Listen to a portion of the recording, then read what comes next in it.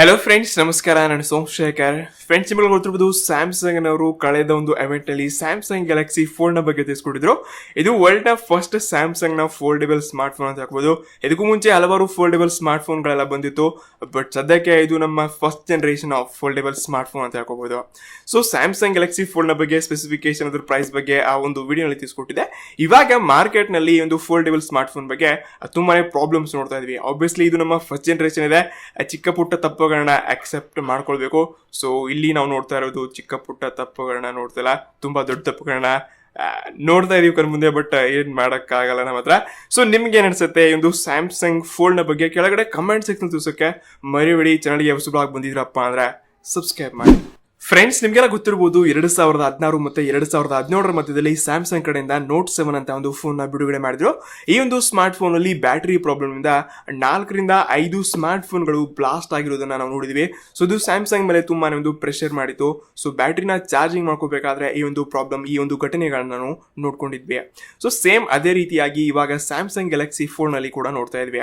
Samsung Galaxy fold release ಆಗಿ ಕೇವಲ 4 ರಿಂದ 5 ದಿನ ಆಯ್ತು. ಈ ಒಂದು ಸ್ಮಾರ್ಟ್ ಫೋನ್ ನ ನಮ್ಮ ಭಾರತದಲ್ಲಿ ಇನ್ನೂ ಇದು ಲಾಂಚ್ ಆಗಿಲ್ಲ. US ನಲ್ಲಿ ಕೆಲವೊಂದು ಟೆಕ್ ರಿವ್ಯೂವರ್ಸ್ ಗಳ ಈ ಒಂದು ಸ್ಮಾರ್ಟ್ ಫೋನ್ ನ ರಿವ್ಯೂ ಮಾಡಿ ಅಂತ ಒಂದು ಫೋನ್ ಗಳನ್ನ ಕಳ್ಸಿಕೊಟ್ಟಿದ್ರು. ಅವರು ಇದರ ಒಂದು ಅನ್ಬಾಕ್ಸಿಂಗ್ ಗಳ ಮಾಡಿದ್ರೆ ರಿವ್ಯೂ ಮಾಡ್ಕೋಬೇಕಾದ್ರೆ ಸೊ ನಾನು ಇನ್ಸ್ಪೈರ್ಡ್ ಇರೋದು MKBHD ಅಂತ, ಮಾರ್ಕಿಸ್ ಬ್ರೌನ್ ಅಂತ. ಸೊ ಇವರ ಪ್ರತಿಯೊಂದು ವಿಡಿಯೋಗಳನ್ನ ನೋಡ್ತೀನಿ.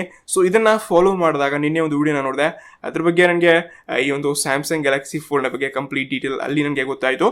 ಸೊ ನಾನು ಯಾಕಪ್ಪ ಇದ್ರ ಬಗ್ಗೆ ವಿಡಿಯೋ ಮಾಡಬಾರ್ದು ಅನ್ಸು, ಅದಕ್ಕಾಗಿ ನಿಮ್ಮ ಮುಂದೆ ಈ ಒಂದು ವಿಷಯಗಳನ್ನ ತಿಳಿಸ್ಕೊಡ್ತಾ ಇದ್ದೀನಿ. ಸ್ಯಾಮ್ಸಂಗ್ ನವರು ಯಾರಿಗೆಲ್ಲ ರಿವ್ಯೂ ಯೂನಿಟ್ಸ್ ಗಳನ್ನ ಕಳಿಸ್ಕೊಟ್ಟಿದ್ದಾರೆ, ಇವರೆಲ್ಲ ಮೊದಲನೇ ದಿನ ಇದು ಸ್ಮಾರ್ಟ್ ಫೋನ್ ನ ಅನ್ಬಾಕ್ಸಿಂಗ್ ಮಾಡಿ ವಿಡಿಯೋಗಳನ್ನ ಹೊರಗಡೆ ಬಿಟ್ಟಿದ್ದಾರೆ.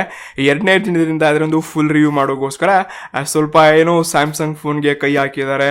ಡಿಸ್ಪ್ಲೇ ಅದು ಇದು ಚೆಕ್ ಮಾಡಿ ಅದ್ರ ಮೇಲೆ ಒಂದು ಸ್ಕ್ರೀನ್ ಗಾರ್ಡ್ ತರ ಒಂದು ವ್ಯೂ ಇದೆ, ಅದು ಆಕ್ಚುಲಿ ಸ್ಕ್ರೀನ್ ಗಾರ್ಡ್ ಅಲ್ಲ, ಇದನ್ನ ರಿಮೂವ್ ಮಾಡಕ್ಕೆ ಹೋಗಿದ್ದಾರೆ. ನಾವು ಯಾವುದೇ ಒಂದು ನಾರ್ಮಲಿ ಸ್ಮಾರ್ಟ್ ಫೋನ್ ನ ಅನ್ಬಾಕ್ಸಿಂಗ್ ಮಾಡಿ ಓಪನ್ ಮಾಡಬೇಕಾದ್ರೆ ಸೊ ಮೇಲೆ ಒಂದು ಪ್ಲಾಸ್ಟಿಕ್ ರ್ಯಾಪ್ ಇರುತ್ತೆ, ಅದನ್ನ ರಿಮೂವ್ ಮಾಡ್ತೀವಿ. ಒಳಗಡೆ ಮತ್ತೆ ಒಂದು ಸ್ಕ್ರೀನ್ ಪ್ರೊಟೆಕ್ಟಿಗೋಸ್ಕರ ಚಿಕ್ಕ ಒಂದು ಲೇಯರ್ ಇರುತ್ತೆ.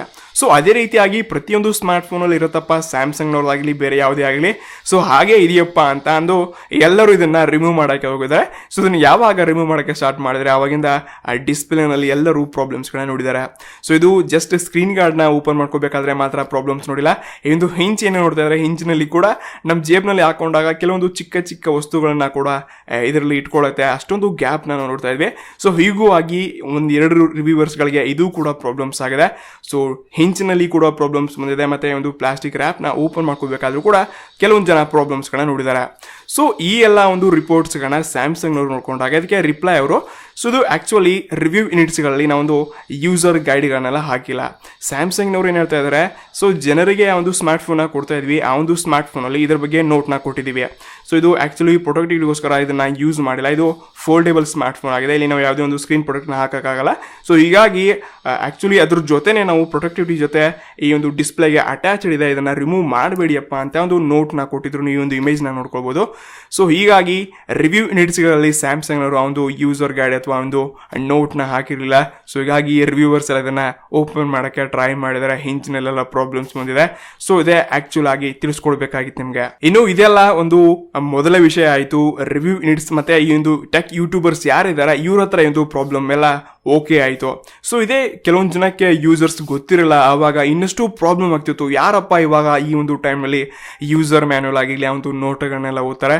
ಸೊ ಮೊದಲಿಗೆ ನನಗೆ ಅನಿಸಿದ ಪ್ರಕಾರ ಸ್ಯಾಟಿಸ್ಫಿಕೇಶನ್ ಏನಪ್ಪ ಅಂದರೆ, ಈ ಒಂದು ರಿವ್ಯೂವರ್ಸ್ ಹತ್ರನೇ ಈ ಒಂದು ಪ್ರಾಬ್ಲಮ್ ಆಗಿದೆ. ಜನರ ಹತ್ರ $2,000 ಈ ಒಂದು ಫೋನ್ ಬೆಲೆ $1,45,000 ಮೇಲೆ ಇದರ ಬೆಲೆ ಆಗುತ್ತೆ. ಅಷ್ಟೊಂದು ದುಡ್ಡು ಕೊಟ್ಟು ಕೂಡ ಈ ರೀತಿಯಾದಂಥ ಪ್ರಾಬ್ಲಮ್ಸ್ಗಳನ್ನ ನೋಡ್ಕೊಂಡ್ರೆ ಜನ ಇದನ್ನ ಇಷ್ಟಪಡ್ತಾರೆ. ನೀವು ಹೇಳಿ, ನಿಮ್ಗೇನು ಅನಿಸುತ್ತೆ?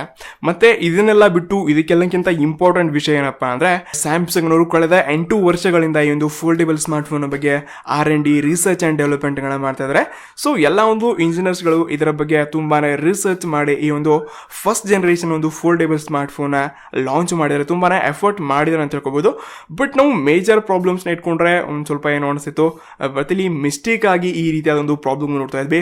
ಸ್ಯಾಮ್ಸಂಗ್ ನಿಜವಾಗ್ಲೂ ಒಂದು ಒಳ್ಳೆ ಕೆಲಸ ಮಾಡ್ತಾ ಇದೆ, ಇದಕ್ಕೆ ಸಪೋರ್ಟ್ ಮಾಡೋಣ.